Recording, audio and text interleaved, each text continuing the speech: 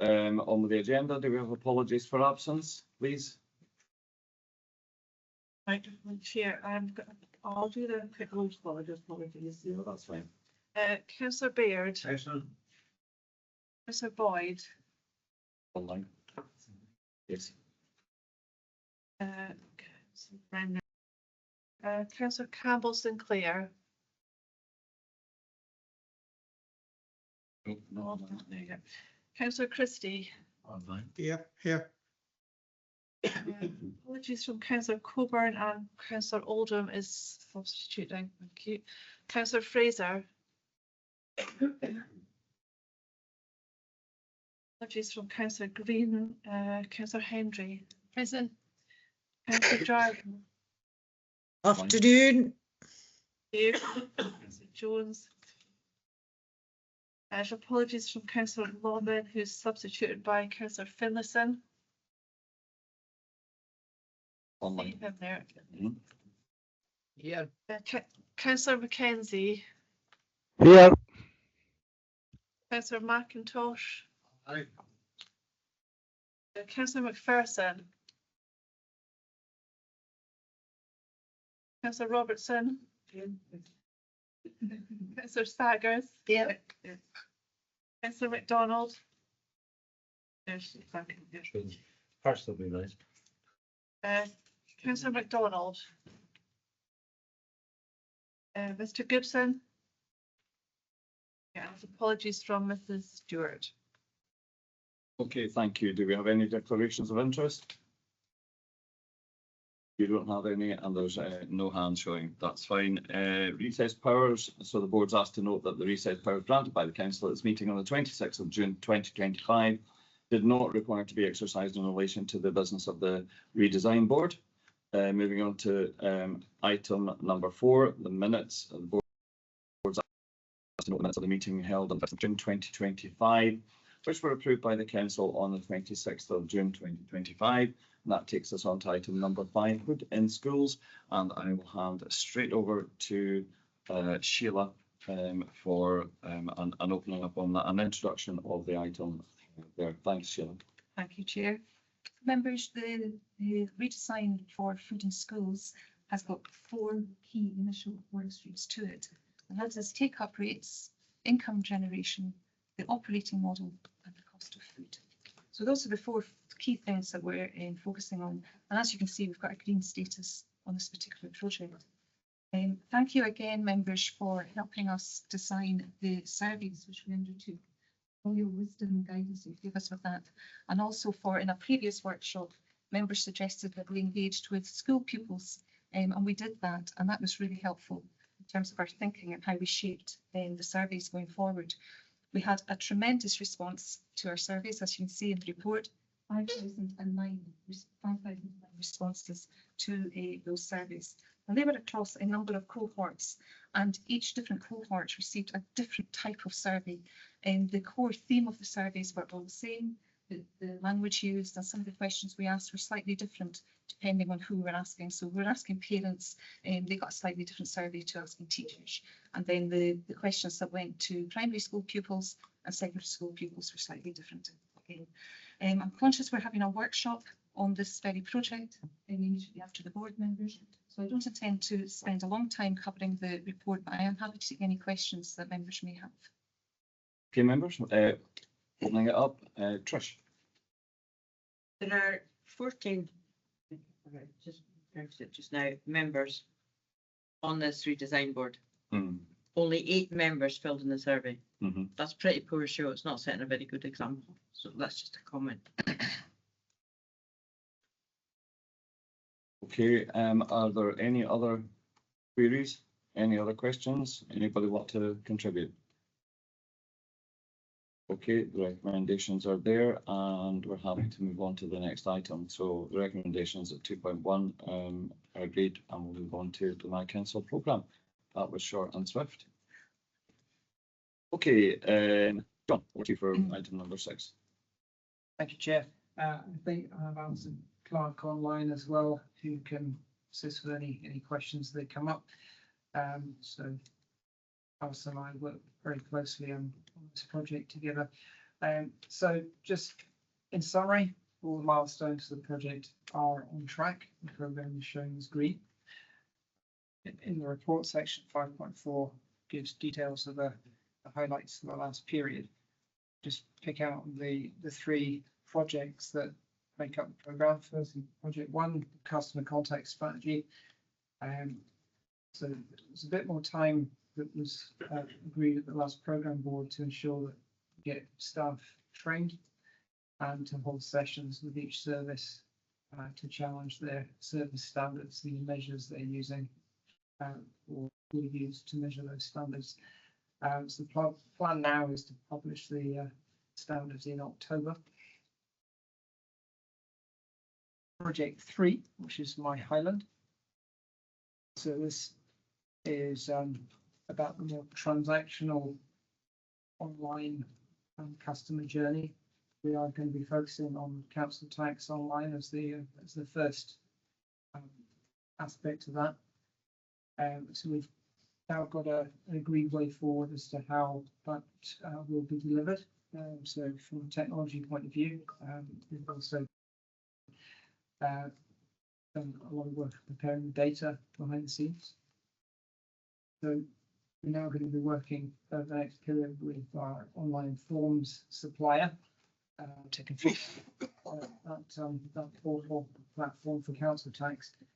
And critical to success of that will be ensuring that we've got the right authentication technology so that we protect the system and make sure that the data is secure and that it's only accessible by account holders. That will then form the basis for bringing on board in future is as a idea follow-on project after my Highland. Project 4, this is where there's most of the activity going on at the moment, which is around customer contact, and that is specifically the website. So we've all had a chance to see various iterations of the design as well. Work is very much underway now to prepare for a go live for that website, hopefully in November. We are expecting the next meeting with this board to be able to give you a demo of the live site. So looking for input from interested members before then, so towards the end of October, if you'd like to be involved in the testing and providing feedback on that website before it goes live. So if anyone is interested in that, maybe get in touch through myself or Alison. We'll make you aware of when that's ready. What I would say is that launch of the website in November is just the first stage, really, of that whole new online journey for the council. It'll be a redesigned platform. Hopefully, it will be much easier to find information, more up to date. We've got to keep it that way, so that will be the start of that journey of changing how we operate to ensure that it continues to be up to date and accessible. So we are actually in the My Council program getting towards the end of the delivery of a lot of the products we were hoping to deliver. So we'll probably, after the website go live, be looking at restructuring the program a bit, focusing very much on that online portal and looking at what happens after that. Once we've got council tax online, then what is it really seen as a building block? It's the starting point of a much more transactional council website. So, Alison and I are happy to answer any further questions. Okay, one of the important things about My Council was referred to in the corporate resources meeting this morning in terms of the website and the interactivity of the public. This has been one of the main focuses of the council in this term, but was also widely referred to in previous terms as well. So we need as many members to engage with this as possible and reflect on that. So anybody got any comments in terms of this item? Trish, we'll start with you, then we'll go to you, Jackie. Thanks. The website is going to be hoping to be live before December 25th, but there's going to be a lot of work done to it after that. Yeah. So can I ask, when it comes to easier to find information, how many steps will it be to get to where you want to be? For example, this week we got an email, all of us, about our expenses. Here's the link to your expenses to be able to get it. Well, no, it didn't take you to your expenses page. It took you to a list of pages that you could get. And then you have to go into that one before you can find it. So, you know, if you're going to give a link to something, you expect it that you will, when you get that link, you'll arrive at where you're meant to be, not expect to have to take 2 or 3 more steps in order to get there. So I would like to see happen on there. I'm happy to take part in any testing. Jackie? That's just a comment really, because I usually keep all my questions for when I'm in my council board meeting. So this is about my Highland again. It will be transformational because everyone will have their own portal. As this builds up, this will then free up the telephony for people who can't use, you know, the website, and it will be, you know, you'll be able to download it on your phone, so you know people can use it on the move.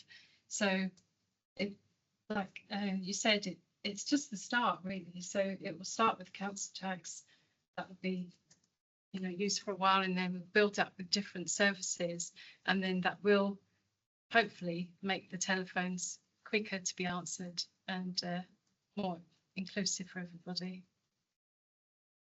Okay, thank you very much. Some points there to reflect on.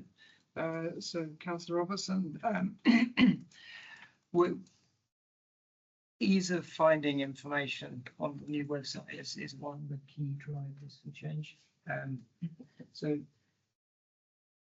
certainly I would expect that you will be able to get to the core information you're looking for within 2 or 3 steps. And that's what we'd be aiming for. Part of that is through better categorization of the information so that it's more obvious where things are, and looking at it less from a council point of view. The other thing we're doing is we've got a far more powerful search built in, so it's using Google search for the website. So the current website search is really not very effective. The new search will be far more effective. It's very polite. Through the table. So that's one of the key elements of it is being able to find things quicker. I think the other thing which causes a lot of frustration is you get to a link which takes you to a PDF document, which then asks you to download it. You click on it again, and that's one of the again, one of the key things that we're looking to change. There will still be PDF documents where it makes sense to have them. But we want to make it much easier to get to those documents, but also where the information should just be in a web page, it would be in a web page rather than just having to follow lots of steps to download something. So that is a key aspect of what we're trying to do. I can't promise every single thing will be right on day one, but it's a journey. So we'll have a much better friend. Just look what is happening. And Councillor Hendry, we're certainly still very much committed to face-to-face and telephone contact with customers, and absolutely by presenting more online functionality, so those people that are happy to use that can use it, will then free up capacity for face-to-face and telephony for those that really need those channels. Yeah. Okay, any points online? I'm going to have a reflection on Councillor Robertson's comment. Sorry, Anita Mandy. No, just one of the advantages of a PDF is the inability to edit it. Security involved. I don't understand what goes on, but that security still be there. But it's just that the web page will be easy for some some evil alter the document. So security of the website is another key driver. Can I say 100% that it's completely safe from hackers? Well, I can't say that about anything we do. I'd say what we do is take appropriate mitigation and we try and protect our information as far as we can. Ultimately, in any online system, there is a risk. But you know, hopefully we manage that down so it is not a significant risk to us. The website will be secure, so whether it's PDF documents or whether it's just the content on a web page, there won't be the ability for malicious actors to change that unless our security is breached, which is well, that's something we take steps to prevent.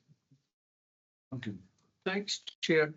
John, do you know who our biggest users are currently of our online system? Do you have a way of tracking it? Do you know which groups are using it the most? From our point of view, the people that give us their frustrations tend to be community council-ish type people or from organisations. So I'm just wondering if there's any way that we could communicate it. I see Ruth's here from communications. That how do we communicate it to our community councils and our community councillors to let them know it's theirs? You know, we put it on here. You know, it's a bit like the police force. It's not the police force, it's your police force. This is your council. We're here to work with you. So what is it you would like to see? And very often it's like how to get into planning or how to, you know, somebody says, have you heard built loop along our road? Where is it? So they've got the road. Can they find it? Is it easy to navigate from there?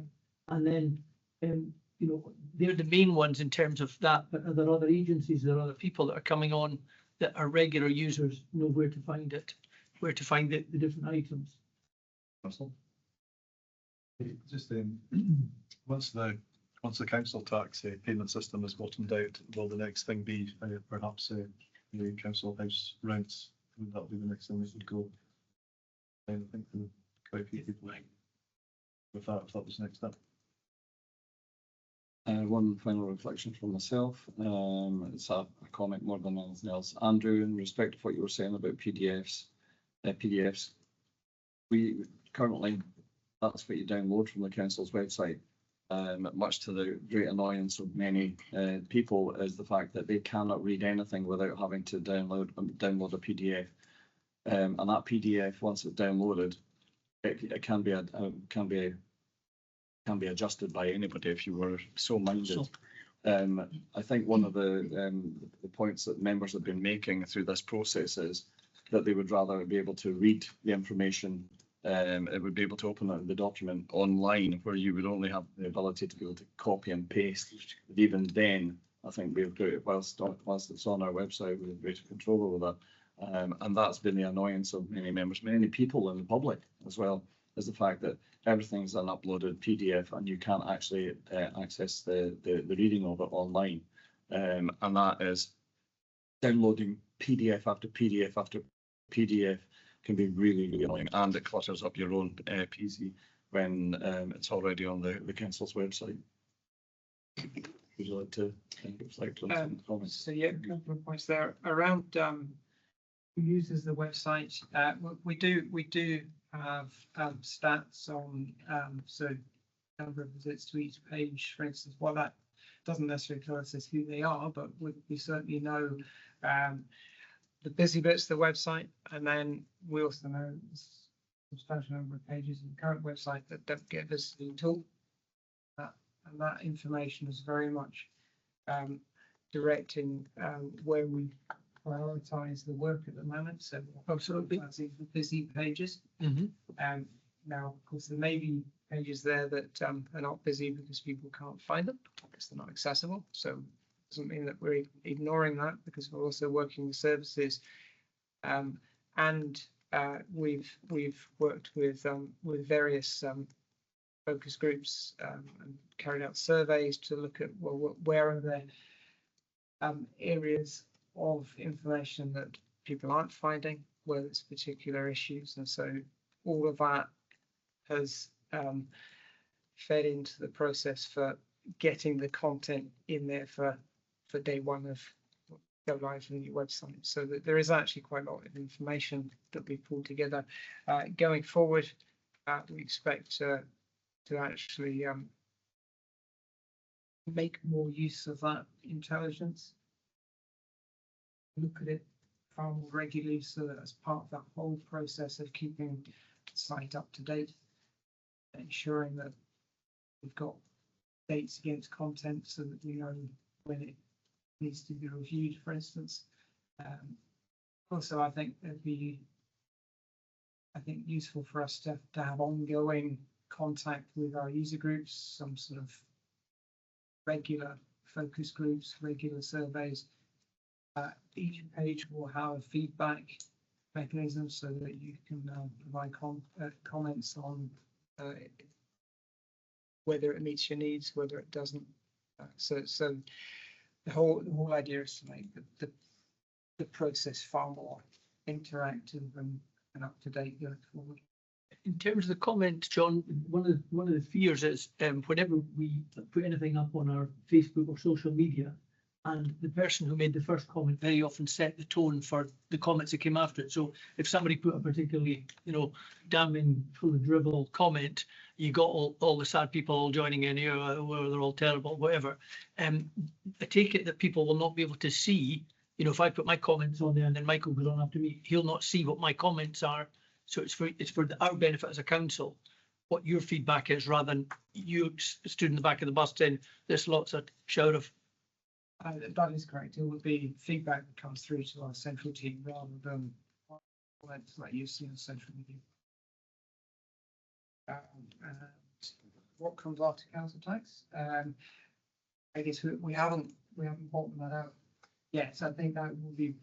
I mean, we'll develop council tax, see how that goes, and then look at where the biggest benefit is really as to where we focus attention after that. There has only been some work done on housing online, which could potentially build on, but certainly housing is a good candidate to look at. Michael? Yeah, well, you've been producing. Sorry, this was actually Michael Cameron online, but Michael Cameron. Hi there, and thanks for letting me speak. I'm not a member. The use of PDFs, I think, is possibly something that might be. There is a role for them in some places, I suspect, especially when we're delivering statutory information where versioning is important. And I think it might also be that when we deliver some web pages, there should be an obvious way that if someone downloads and prints it, that it should actually be stamped with a version and be obvious, so that we are not delivering information that we can then just say, well, it's out of date, it's a previous one, it's not right. So I suspect that could be a process that could be enforced when publishers are coming to you to actually get the content made live, and it might be something where some pages there's a mandatory version control for the content and it's visible. So just a suggestion there. Michael? Hopefully that makes sense. Yes, just wondered if you would be producing an idiot's guide that would make it, useful to people that are not au fait with the setup. Lindsay? Apologies for starters, my camera isn't working for some reason just now. However, thank you for giving me a chance to talk, because obviously I don't normally pop along here. So what I was going to say was, at the moment, the website is a vast tome. It's huge. And there's a lot of pages which have got really quite out-of-date information. And obviously, you know, I'm quite sure it would take a person quite a long time to actually read through the contents of the council's website. Is there any sort of assurance that there will be some better way of keeping the pages live and fresh and up to date with the new system? And also, is there going to be more ways for people to find out how to interact with the right area of the council? Because I know that sometimes people will get in touch with us because they're maybe just wanting to speak to an officer about something, and they've tried phoning service points, they've tried looking on the website, and it's not clear to them how to get in touch with the right person in the right place. And they obviously are then using councillors like a sort of almost like a switchboard to get through to that area. Thank you very much. Okay, there are no other hands up, so if I can make a reflection. Councillor Robertson was mentioned about being happy to be a guinea pig. You didn't say the words, but that's what you meant. And I was just wondering if it would be something that we would consider through the Redesign Board, actually putting a group of people together that would be happy to feed back on the website, or have we got plans on how we're going to monitor that? Are we just going to let it? Are we just going to let it go live, and then millions of complaints about that is nowhere near as good as what our current system is? But how are we going to be able to do that? Or is that an idea that we could consider, both members, stakeholders, persons in the public? Just so, because I mean, I'm not sure that we would be able to come up with all the the variety that our website provides and the services that we're looking to utilise. I think that we would need so many others to be able to help us navigate and find out what the little problems might be. And now I've got some reflections on that, so I might bring them in. Trish? Yeah, I think if you look at the survey that went out as the food, school food, and only 8 members responded, I think you're better to have a list of people that you can rely on to actually do the testing. Okay. And I think that's what you asked for in the beginning, wasn't it, John? Yeah. When I think of in other arenas in business where people have had a major change to make, if it was a car and we're going to test it first, they put the engine in a car, the old model, till they test it out and say, right, we're happy with the car. Then they would produce a car and unbadge it so nobody can see that that's actually the new Ford Focus. So they've ironed out as many faults before they dare produce it, and then let a motoring journalist see it. People will invariably, those that are all scheming and the very sceptical people will be looking at it thinking, you've hidden some information by getting rid of the old system that had all this that we've just heard from Michael, page and page of stuff. No, but absolutely will. And I remember when the Press and Journal went from the big broadsheet newspaper to the smaller compact size newspaper, they actually went round community councils, chambers of commerce, all the way around their whole circulation area and showed you this is today's paper in its old format, and here it is in the new format. Look, everything that's in that, turn to page, all the stories are in it. We're not hiding anything.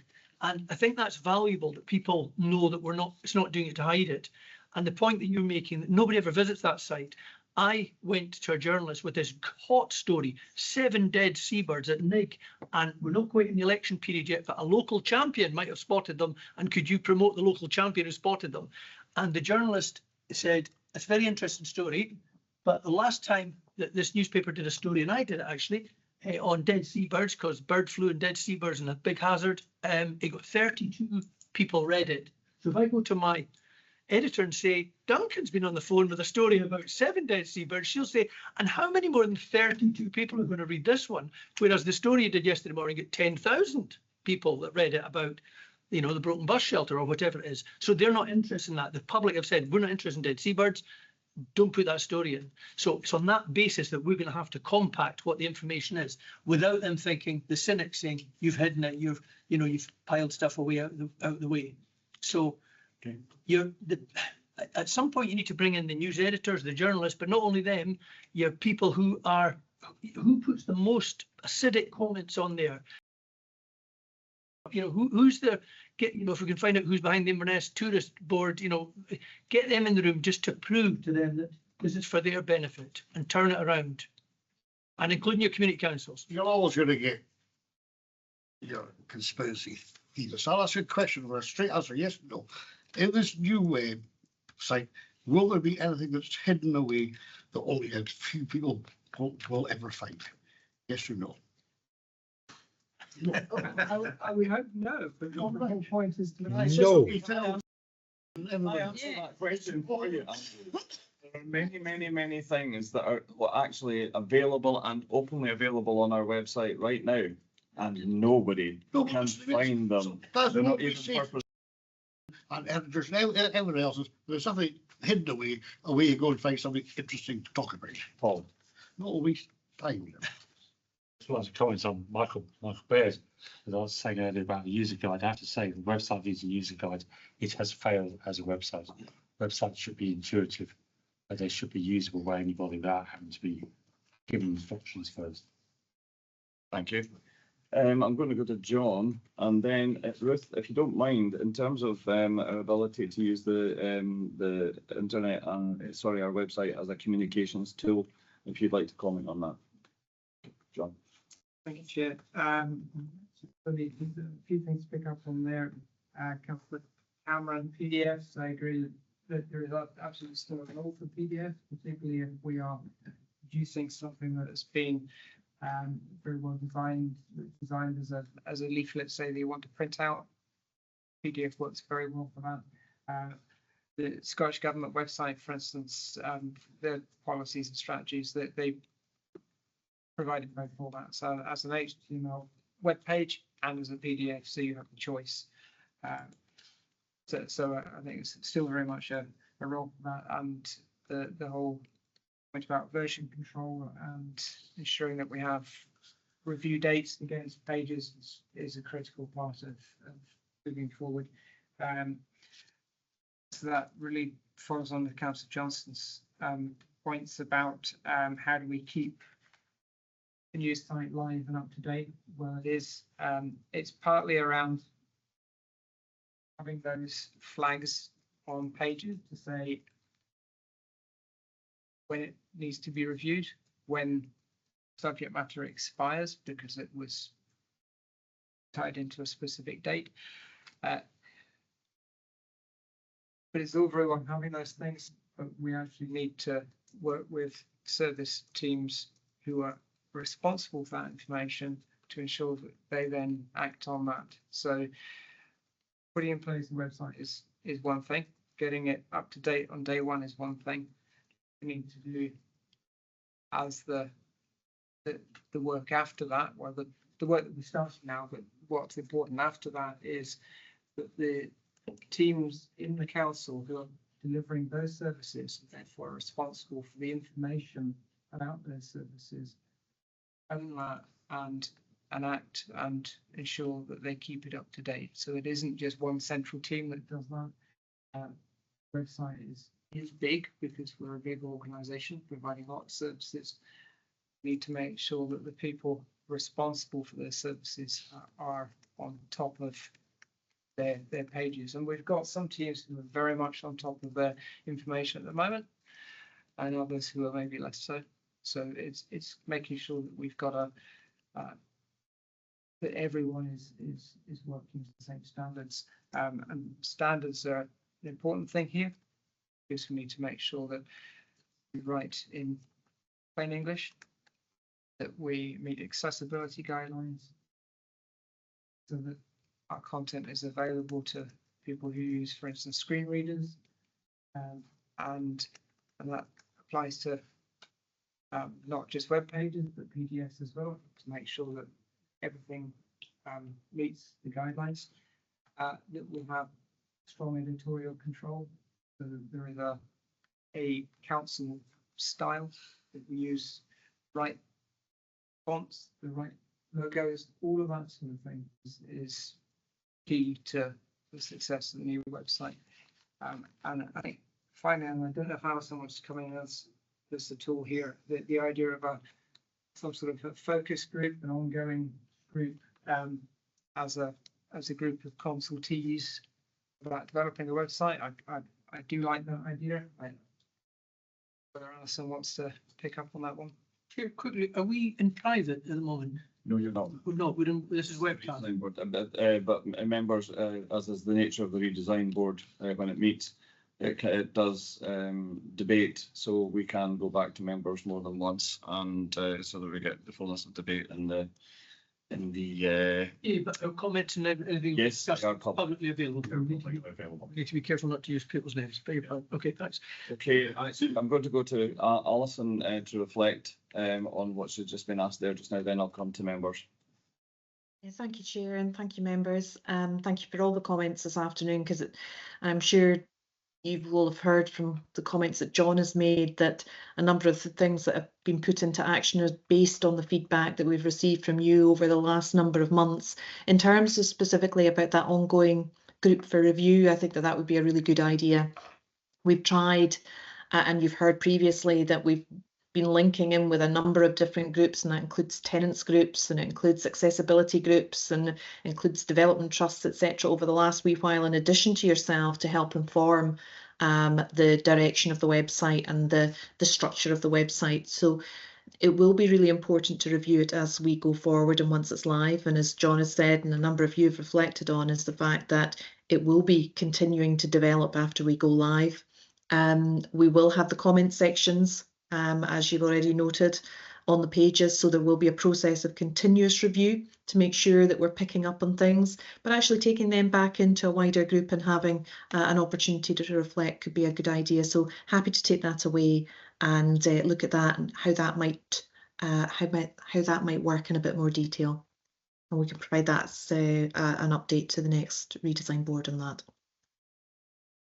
Okay, thanks. Back to you, Michael, and then to Bill, and then I think we'll probably draw this one to a close.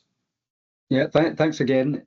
Just a comment on the idea of pages having a kind of freshness date, a drop dead for usability date. If someone is leaving a page and not responding to the requests to make sure that it is up to date, I think it should be automatically removed. Ideally replaced with something that says, and please contact this person directly because they're responsible for actually putting the content in place. Yeah, I note that we don't have that on any of our web pages at the moment. It actually just has the generic number that everybody phones, which is another thing that probably annoys everybody. They're not direct enough, the contact numbers and the contact details. Bill? Thank you. I just wanted to leave on much a wee bit more upbeat point. We've got with us now, we've got much more powerful search capabilities, and we've got an experienced team that have got a lot to bring to improve this process. We've set ease of finding information and security as total priorities, overriding everything else. It's likely, in fact, well, we're already achieving in some areas the idea how we can do this in 2 or 3 steps at the most. Something else that I think we need to emphasize a bit is this is going to be a learning process. It's not going to be static, and it's not going to be PDFs. We're going to do online service. It'll be totally different from the current system. And the idea of having a wider testing group involved throughout the process, I think will be very helpful to the development team and to, in fact, all of us. And I think we should really adopt that. We're already gathering stats on usage, but we may need to get better at doing that. So, I think we can look forward to something that's going to be a big improvement on what we've got at the moment. Okay, thanks for those reflections. I know that it's yourself, Bill, and Jackie that are the redesign board members assigned to this project, but I think Councillor Robertson will be quite keen to get involved in any testing of the website. And if there are any others Excellent. Would like to be any others who would like to be involved in that. Councillor Oldham's already indicating that he would like to be involved in that. Cameron as well. And I'm seeing your hand still up there. Michael, are you wanting to come back in? Or Yeah, I just put it down again. I just noticed that myself, sorry. No bother. I'm sure that you'd probably be wanting to be involved in that as well. So we'll note all of the comments that have been made there just now. Thanks very much for your contribution.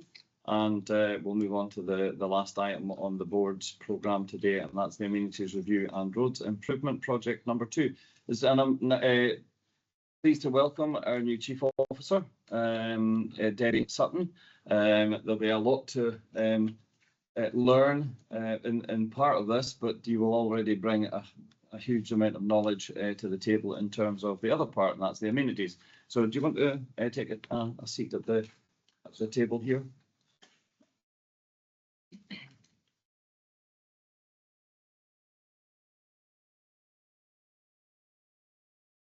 All yours. Thank you, Chair. Good morning, members. Afternoon, sorry. Mr. Matt, where you been? I've been in It's been a long day for you. So thank you very much. This report provides members with an update on both the amenities redesign and roads redesign projects. And due to the restructure within the place cluster and the appointment as myself as Chief Officer, we are looking to improve the synergy between roads and amenities. And this is why now the redesign projects will be taken together in tandem as one paper, whereas previously would have been separate reports. In summary, both projects are progressing well, with the amenities project appointment of an external consultant from the Association of Public Service Excellence, APSI, and they have provided a first draft of their report, which is currently being considered by officers. We only just received that, so the final version, once we have it, will be made available to this board. The roads redesign project is also progressing well with the appointment of our project manager, and section 6.2 details the work that he is now taking forward, and I think would be appropriate at future meetings for him to attend, because he can be able to provide us with good updates and probably take most of the questions that may be taken forward. The joint review approach detailed at section 7 details the specific projects being taken forward together, most significantly the Manage Mentors consultancy work, which has been focusing on a review of our current operations and identifying where efficiencies and improvements could be made. They carried out reviews in Ross and Cromarty and Inverness, and this was to give an overview of both rural and urban operations. We also have the asset management system and the digitalisation of job cards, which are 2 projects which will be taken forward together. Hopefully the report provides sufficient information for you all, but I'm happy to take any questions. Okay, members, we have just over 15 minutes to be able to discuss this if it takes that long. But, I will be drawing it to a close at 3 o'clock so that we can run the workshop. If I'll kick off if you don't mind. The first thing is, this is the first time where members of the redesign board have been invited to acknowledge that the amenities and roads are taken forward together. I think that makes big sense. It's a lot of, it's been a request from members previously, but currently the redesign board was looking at it separately because amenities came to the redesign board before roads did. Then it came back, and it was all to do with, remember, the glyphosate and the use of the glyphosate and the alternatives. A lot of work was done about that at amenities, but at the same time it was recognised that there were synergies between roads and amenities as we were going along with it. So I think it makes perfect sense here, and I would hope that members support the move to amalgamate these 2 projects together through the redesign board, given the fact that our employee base and our resource base often is shared between, and that's what we're trying to do, break down the silos. So that's the first thing. The second thing is in 6.2. I think one of the biggest areas that this the roads redesign review was set up to tackle was the historic way that we've always distributed roads funding around the various areas. It's never in my consideration and in the consideration of many members looked at the holistic view of the road status right across the council area. It is always distributed to a historic formula that some of us still don't understand what that formula actually is. And at this moment in time, the way that the formula works, the way that the distribution works is that 40% of the funding at this moment in time is distributed by the council's existing formula, and the other 60% of extra funding that has been introduced was distributed where you could see demonstrated need. Now that was only going to, that additional funding was only going to be distributed according like that until the roads review had concluded how we would change that formula. If it was needing changed, how it would look, what was going to be the way, and then we were going to have workshops to be able to facilitate determining that. We had one on revenue, we had one on capital, but we all agreed at that time that even though we had those workshops, that they didn't, that there was still more work to do, and that further workshops would be needed to facilitate that. And that's the position that we're at the moment. But 6.2, I think, clearly doesn't refer or reflect on that, and it needs to, because it is actually one of the biggest focuses of this project. And I'm a bit confused as to why it would not be appearing there.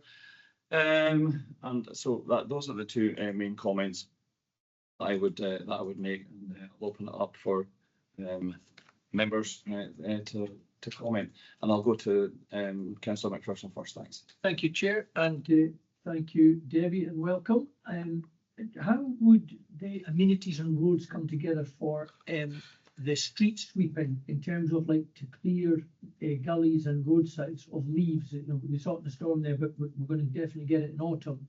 One of the challenges was the roads department said actually the street sweepers and the gully cleaners, what they call the gully suckers, are actually all run and managed by waste services.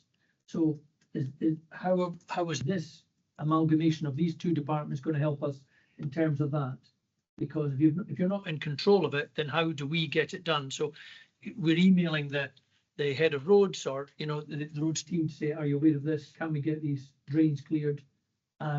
And it's not within their remit, or it hadn't been within their remit, or we have to be really, knock on the door and hope that they're in a good mood today and they're not using it, and then you might get your drain cleared, you might get your leaves cleared up. How can we work better for that? Because people need to see benefits from this redesign. I'll reflect on that first, if you don't mind, Duncan. You're right. That's exactly what the amenities and roads, when we were looking at it, the work groups that have been set up, how each project at the redesign board has a different work group, and there are different councillors on each of those different work groups, and they themselves have reflected on the fact that road sweepers, street sweepers, grass cutting at the roadside, but also grass cutting in the amenities and the parks and what have you, are all now part of those the work of those groups. So all members, including yourself and everybody that's in here, that's involved in the redesign programme, can actually contribute to that now. So I don't think an officer could actually reflect on the answer just now, because the answer is now clearly within our gift to shape, including, so what you've said there just now can be noted in the minute, and it will be reflected on as part of the work of the redesign board and the groups that are working on that. So thanks very much. So hopefully that barrier will disappear and it'll be much smoother. The redesign board will come back with proposals as to how that should look. Perfect. But the officers will be working. The officers in those groups will be working on that as well. Good. Thank you. Yeah, good to see these two areas coming together, because the overlap sometimes get missed. And out of this, I would like to see a little bit more attention paid to highly trafficked areas where the weeds are getting through what's not the tar, it's the cobblestones at the side. Obviously, since we're no longer using glyphosate, and we're not getting rid of it that way, but some areas are becoming, looks like desert towns because of it.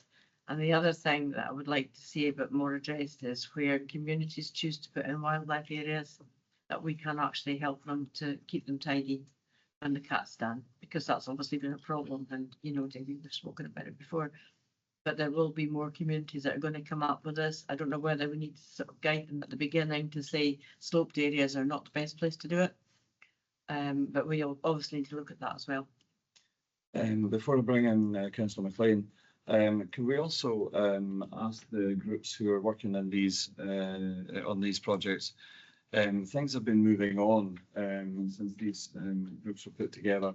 And I know that in certain areas there have been really good work that's been done, you know, to be able to tackle amenity areas across, and perhaps if we could reflect on what that is and maybe have a showcase, you know, a workshop where some showcasing could be done, or some, you know, examples of good practice could be incorporated. That for me would be great, and because I know that one of the areas that I'm aware of, one of the councillors from that area is just about to speak. Hi, Angela. Hello, thank you for allowing me to speak at the committee. I know that I don't always come to redesign only now and again, and so I probably missed some of it. And I think, to be fair, each of the contributors so far has covered a lot of what I was going to say. So what I wanted to concentrate on was the start. Are we going from the start of the process all the way to the end? By that I mean, much of the frustration I have is if it's a community project, it's actually getting into the recycling centre with what the rubbish is, that's doing it.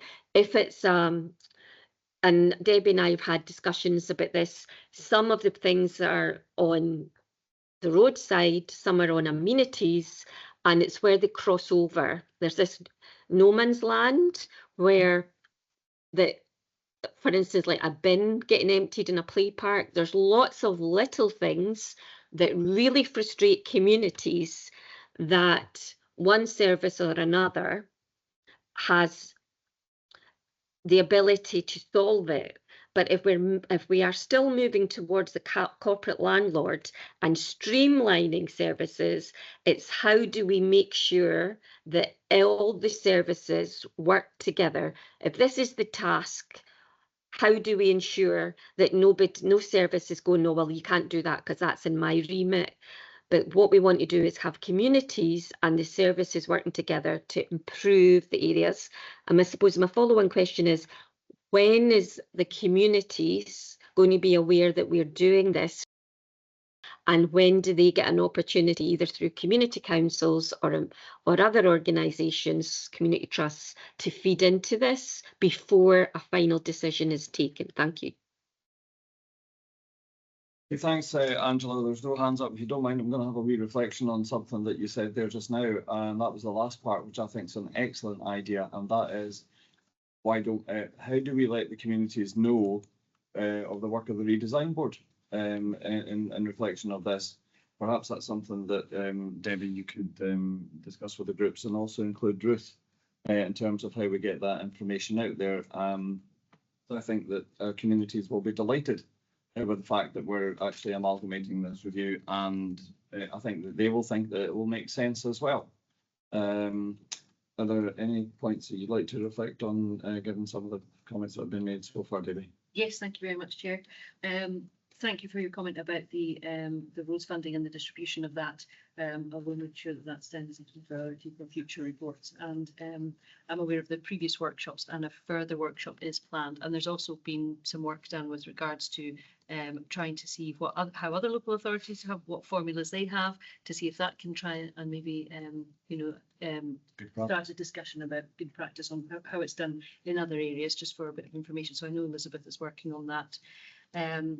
With regards to Councillor Robertson's points about the high traffic areas and the weeds and cobbles and things like that, I'm hopeful that separate to this, but in addition to the work that's being done, the integrated weed management strategy is almost in its draft form to be circulated to the workshop that's working on that, and that will start to address the issues with weeds in all the areas, and not just the ones that were previously swept and things like that by the roads teams. And the communication with people who want to, community groups who want to rewild and assist us with that. I think there's links to the previous item about how we advertise things on our website, and where there are is information on there that people can look at and get to realise if they want to take forward projects, what the process is for that and who to speak to first. And there's definitely some good communications we can do with regards to that. I think definitely we can present some case studies about work that has been done and what's worked well and maybe what hasn't, and lessons learned. So that would be fine for us to present at a future workshop as well. Councillor McLean had spoken about the links with the recycling centre and the whole service. I think it's important to focus that this redesign is focused on roads and amenities. Waste is a separate function within that, but also within obviously the operations and maintenance part of the service. So it's, you know, definitely linked, but it is a slightly separate thing. But then there is definite frustrations from myself included about the things like play parks and bins, and that's on grass, so we can't pick it up and things like that. So there's definitely improvements that are being made within the service, and we had our first operations and maintenance senior management team yesterday, and one of the key things on that agenda was cross-service working and how that can be improved and where we can make big changes. And definitely happy to liaise with Ruth about how we take forward our proposals and speak to community councils and other active community groups and trusts and things, and how they can feed into the work that we're delivering as part of the redesign. Angela, I'm seeing your hand still up. Or you want to come back in, or is that a legacy hand? No, I put it back up when Debbie mentioned the council's website. You can never find anything on the council's website. And as far as I'm aware, each of the services have got their own comms team. Sorry, each of the websites, or each of the services have got their own comms team. Is there anything that they can put out about, you know, the changes? Ruth, would you like to reflect on some of the points that McLean said, and without going right back over the previous point in the previous agenda? So the members have heard about the redesign of the website. In terms of communications, there is a single corporate communications team, and within that we do try as far as possible to assign portfolios to communications officers so that they have more familiarity with the subject matter, but it does depend on the capacity of the team at the time. Certainly happy to work with Debbie on that. Want some more detail about websites and communications in general, happy to share that. But Just get in touch with you. That's fine. Debbie, are you okay with it? Yeah. Okay. Trish and then Jackie. Yeah, it's not so much the how to go about, Debbie, of doing the welfare measures of that. It's just that we need to make them aware that the council can't help them cut the slope. That's the point I want to make, because, you know, we've had that problem at Culloden, and we don't want to get that again. Okay, Russell, I do beg your pardon. No, just there was something slightly different. The digitisation of job cards, how was that progressing, and is it a large and expensive job? And also, I'm led to believe that Mayor Scotland have been digitised for quite a long time, and I think their system works really well. And is there things we can learn off them that would short circuit that a wee bit? Okay. Thanks. Yes. Yeah. So the project manager from Roads is leading on the digitalisation of the job cards project. His first role is to get together with a group of senior officers and business support to get an idea of what actually needs to be captured and what we do with that data and how it's used. He's also speaking to other local authorities about systems they use, because we know there are lots of different ones in place, and we want to find out how good they are and how well they work, rather than speaking directly to suppliers who obviously want to sell you their system, so we'll obviously promote and say it's the best one. So we're trying to gather some data on actual real use of these sorts of systems. I'm hopeful it won't be overly expensive. We'll obviously have to get the quotes and see the tender process for that, but it will definitely in the long term save us money, because the laborious process of the paper job cards and timesheets is quite outdated now, so it does need to be, we need to move forward with that and get everything digital. Okay, Jackie. Thanks. Yeah, my question is about the actual resources involved, you know, the people on the roads teams and amenities teams. When was the engagement with them, and have you had any feedback from them as to how they feel about, you know, the synergy sort of going forward? Thanks. So the process is ongoing. We're right at the start of that, really. So the Managed Mentors consultancy who came in, we spoke to them about that happening, and everyone's aware of the sort of aims we want to get to of having a more synergised workforce. We haven't had individual discussions with the groups yet, because we're not at that stage. We want to try and get the capture all the data we can from the APSI consultant and from managed mentors, as well as our own senior managers, about how they feel things are working and could be improved. And then it would be a case of consulting with the unions and with the workforces about how that might look on the ground. It's just, you know, because they could sort of read all this here and sort of maybe make assumptions and things, so just to make sure that they're sort of clear on everything. Yeah, they're certainly aware it's in discussion and it's being taken forward, but we haven't had individual discussions yet. Okay, no other points, and that concludes that agenda item. It also concludes the actual board meeting. Thanks very much for everybody turning up. There's a number of you online as well as in the table here. And thanks very much for all your contributions to that paper. It was really useful.